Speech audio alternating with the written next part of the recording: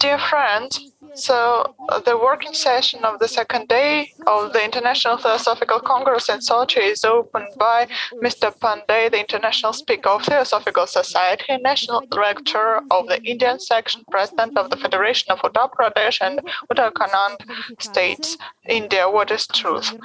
Mr. Pandey has finished as a Bachelor of the University and has been speaker in many countries as well as doing online international seminars. Mr. Pandey is the life member of the Theosophical Society and he's international speaker. So welcome to Mr. Pandey, the international speaker of the Theosophical Society, national lecturer of the Indian section, president of section of Uttar Pradesh and Uttahkaranda, and his lecture, What is Truth? Okay, first of all, I express my thanks and gratitude to Sister Inua and organizers of this Congress to invite me to speak on this auspicious occasion. I extend my very warm and hearty greetings to all the organizers and participants on this occasion. Coming to the topic of the day, allotted to me, assigned to me for speaking, the truth. What is truth? If we see the motto of our Theosophical Society is Satya Nasti Paro Dharma, the Sanskrit phrase taken from the epic Mahabharata, Shanti Parva.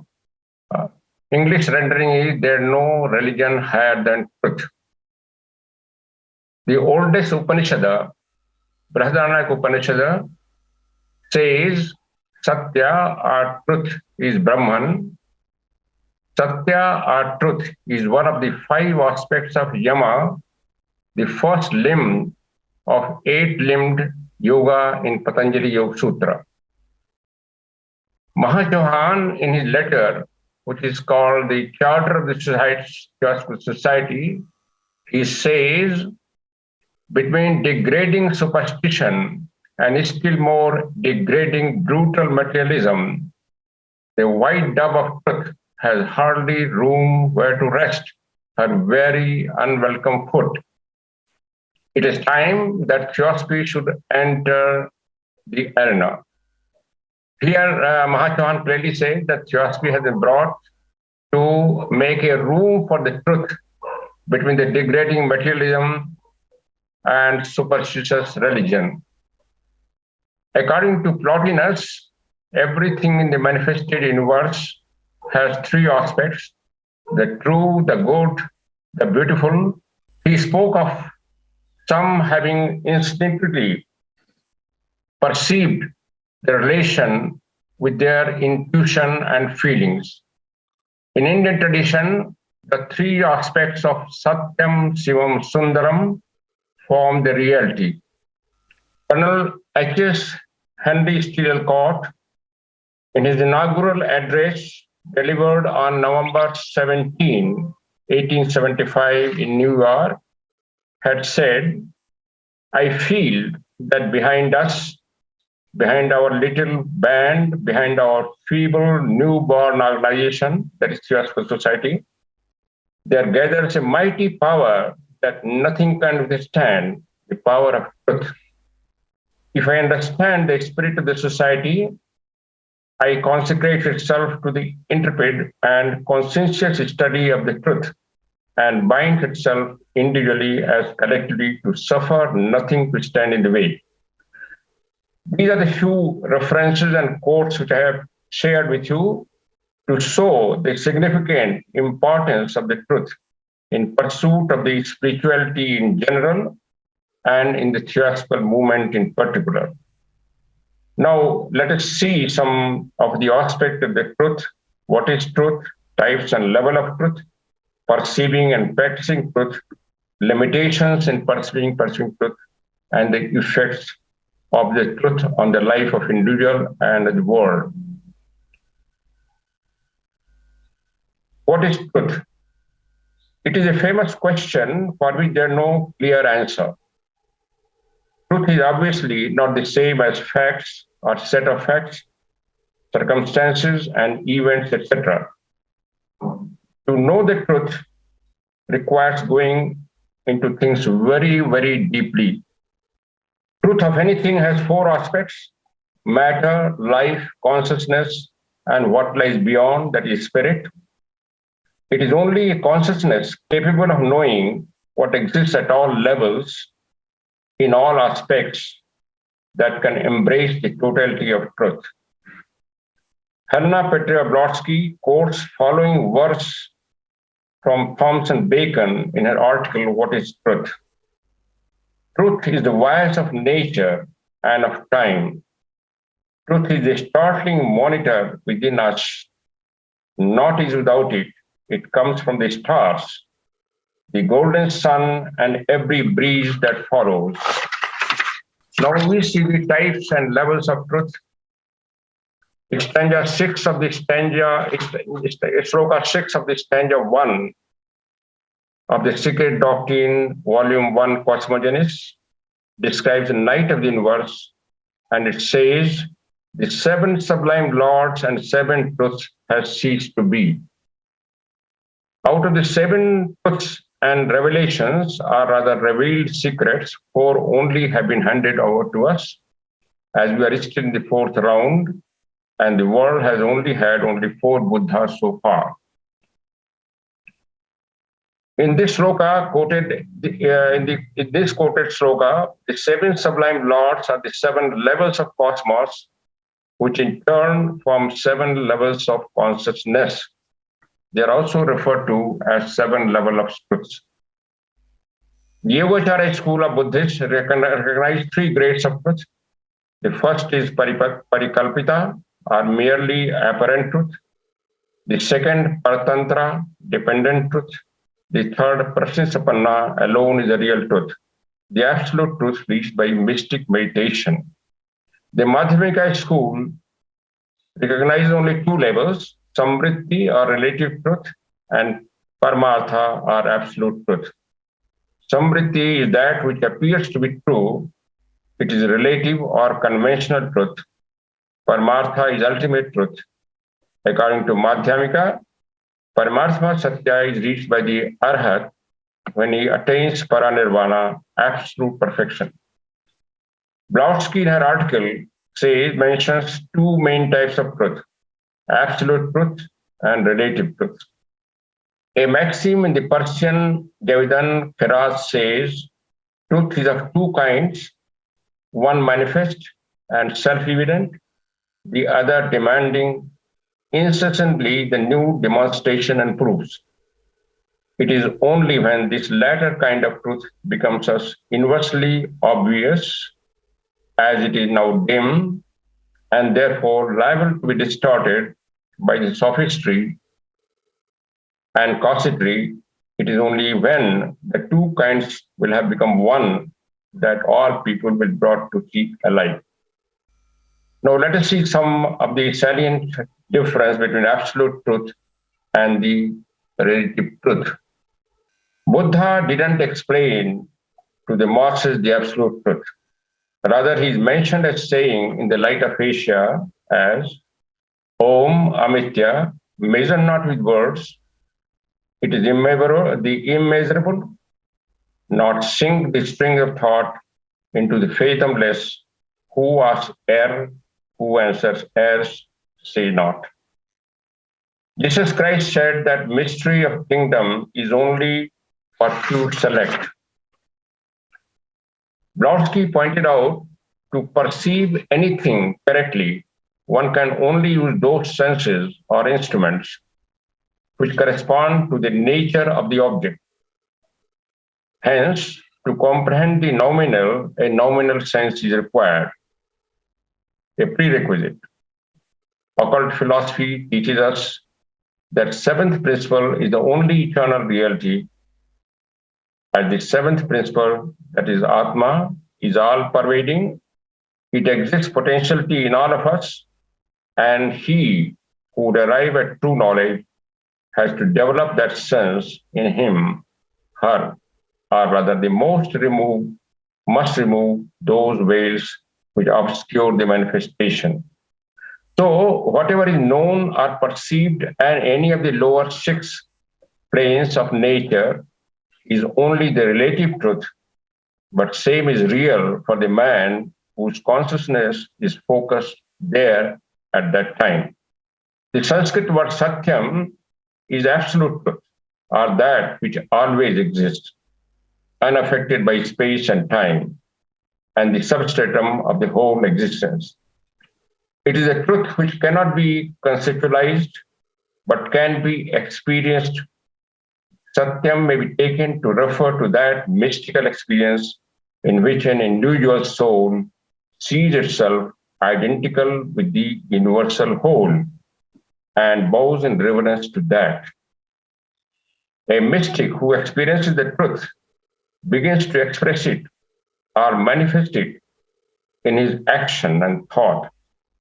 He begins to regard with equal mind a learned person, a cow, an elephant, a dog, and even an outcast, as mentioned in the Bhagavad Gita. Blavatsky in her article says there is no room for absolute truth upon any subject whatsoever in a world as finite and conditioned as man is himself. But they are relative truths, and we have to make the best we can of them. In every age, there have been sages who had mastered the absolute truth and yet could teach but relative truth. For none yet born of the mortal woman in our race has or could have given out the whole and final truth to another man, for every one of us has to find that final knowledge in himself.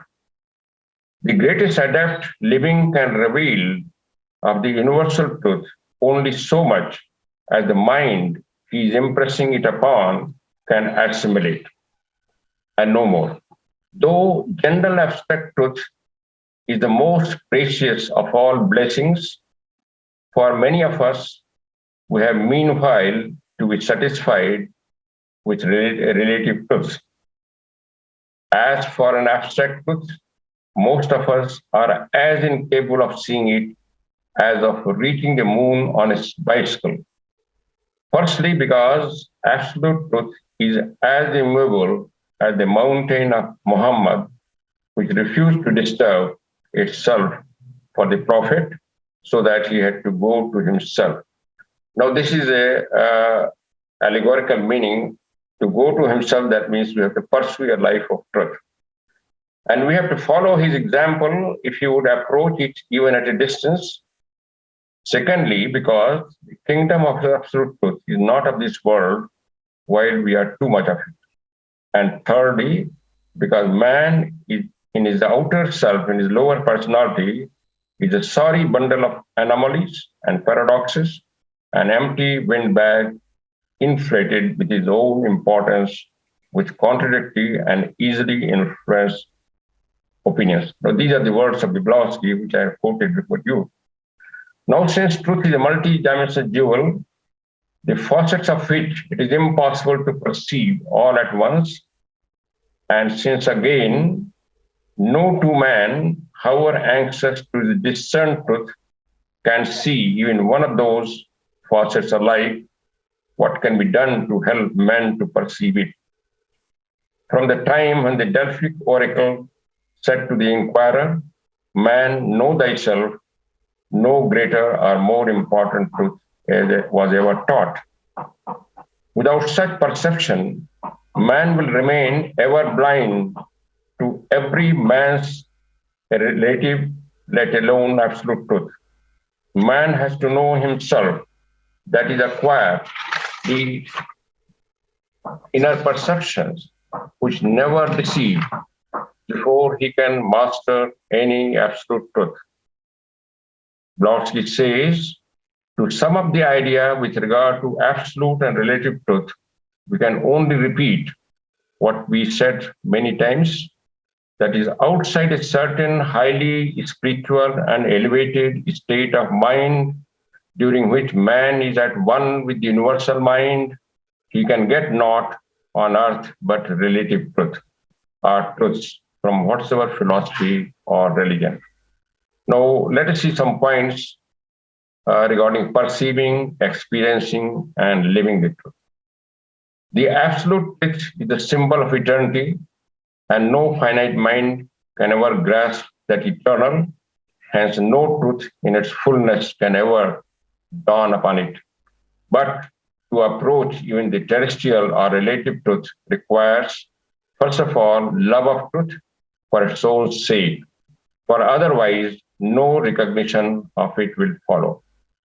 The fair heavenly maiden descends only on a congenial soil, the soil of impartial, unprejudiced mind, illumined by the pure spiritual consciousness, and both are truly rare dwellings in civilized worlds. Dr. Radhakrishnan, a great philosopher, statesman, and second president of India, said, "No one can know the truth without being the truth." That means one has to live a life of truth. Then only he can perceive the truth. Constant exercise or practice abhyasa of the power of discernment, viveka, undisturbed serenity, and unruffled mind are needed in perceiving what truth is. The voice of silence says, before the soul can see, the harmony within must be attained. Living the truth will require the open mind or unconditioned mind, as done by J. Krishnamurti. In an open letter to correspondents, Blavatsky wrote, "If a man would follow in the steps of Hermetic philosophers, he must give up personal pride and selfish purpose. He must part once for all with every remembrance of his earlier ideas on all and everything. Existing religion, knowledge, science must become a blank book for him as in the days of his babyhood. For if he wants to succeed, he must learn a new alphabet on the lap of Mother Nature, every letter of which will afford a new insight to him, every syllable and word an unexpected revelation." This is from Corrective Writing. Fearless inquiry into truth is possible only when the mind clings to nothing within or outside itself. But even without knowing the universal process, all the facts of existence at the different levels, if a man is pure in mind, heart, and body, empty of self, he will attain unconsciously a perfect relationship with the whole and will be able to act with an intuition of truth, which will guide him unerringly in all that he does. They who see but one in all the changing manifoldness of the universe, unto them belongs eternal truth, unto none else, unto none else. So in this para, the importance of open mind, unruffled mind, quiet mind, and unprejudiced mind, open mind is emphasized for perceiving even relative truth. Then let us see some of the significance of paradoxical statements in comprehending the truth. Sometimes apparently paradoxical statements are made for deeper comprehension of truth. The theosophical classic Light on the Path contains various truths in the form of paradoxes, like kill out ambition, but work as those who are ambitious. One of the most striking examples of a paradoxical presentation of truths concerning the spiritual life is in Tao Te Ching. For example, the Taoing teaching says, "Be bent and will remain straight, be vacant and will remain full, be worn and will remain new." The voice of silence says, "Thou hast to study the wideness of the seemingly full, the fullness of the seemingly wide." The Christian teaching, "He that loseth his life for my sake shall find it." Such paradoxical statements are an invitation to the serious-minded student to proceed from the shallows to the depths. Effects of perceiving, experiencing, and living the truth on man and the world. We'll see some of the points here. Real or true knowledge makes man free from desire, craving, ignorance, brings with it a sense of detachment. and also in spontaneously and naturally, a deep inner tranquility in which the feelings, the thoughts, and struggles of life that belong to the personality decrease and lose their power.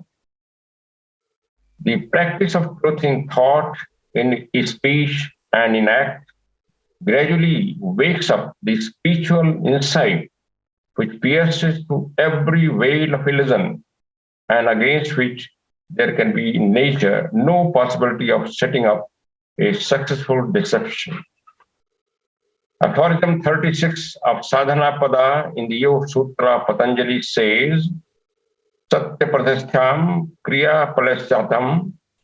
The meaning in English of this Sanskrit phrase is, on being firmly established in truthfulness, fruit of action rest on the action of yogi only. In his commentary, I.K. Tamani says, the practice of truthfulness develops and purifies buddhi in a remarkable manner, and the mind of a person who has acquired perfection in this virtue becomes like a mirror reflecting the divine mind to some extent. He becomes, as it were, a mirror of truth, and whatever he says or does reflects, at least partially, that truth. Naturally, whatever such a person says will come true. Whatever he attempts to accomplish will be accomplished. The words and actions of such a man merely reflect God's will and anticipate what is to happen in the future. By getting synthesized comprehension of the facts brought out in the secret doctrine, the student is led towards the truth. Then the student is helped in realizing that there is no religion higher than truth. More one perceives and practices the truth, more he or she moves towards a stage of perfection and becomes a force in helping the advancement of evolution of humanity. Thus, she or he fulfills the goal of human perfection, human evolution. Those who are earnestly in search of truth are already creating a better world, for the precondition for its attainment is purity and awakening discrimination. After this, I will request that my slides are displayed to summarize the material in the talk. Now, this is the summary of the matter which I have presented to you while speaking. Truth is not same as facts, circumstances, events. To gain glimpse of truth, discrimination and intuition necessary, appropriate level of senses necessary, 4 aspects of truth, matter, life, consciousness, and spirit. 2 types of truth in Buddhism, Paramartha, Samvati, Blavatsky, absolute and relative truth. Some sage in every age mastered absolute truth, but could teach only relative truth. Most of us incapable of seeing absolute truth. Truth is a multifaceted jewel. Without perception of oneself, can remain blind to even many relative truth. Absolute truth is symbol of eternity. Conditions required to perceive the truth. A profound, steady, and persistent interest in finding it. Abhyasa, that is constant exercise, constant practice of discrimination, viveka. Free, open, pure, and unruffled mind. No effects of the living a truthful life are summarized in this slide. The person who leads a truthful life, he becomes free from desire, craving, ignorance. He develops sense of detachment, a spontaneous, deep inner tranquility. His views become non-dogmatic in religion, in social sphere, and truth becomes self-evident. He who knows. No argument becomes necessary at that stage, and he sees the wholeness of creation, wholeness of everything. Thank you very much. Господин Pandey, огромное спасибо. Mr. Pandey, thank you very much Thank you. for your Уважаемый presentation. господин Pandey, Dear Mr. Pandey, thank you very much for such an important reminder that every person, sooner or later, asks this question to themselves: what is the truth? And very actual thought expressed in your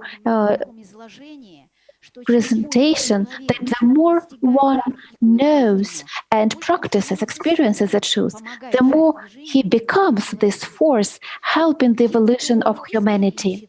Those who are looking for truth sincerely creating the new, better world, because the necessary condition is pureness, which guides the mind for the source of knowledge, which is given for the whole third millennium.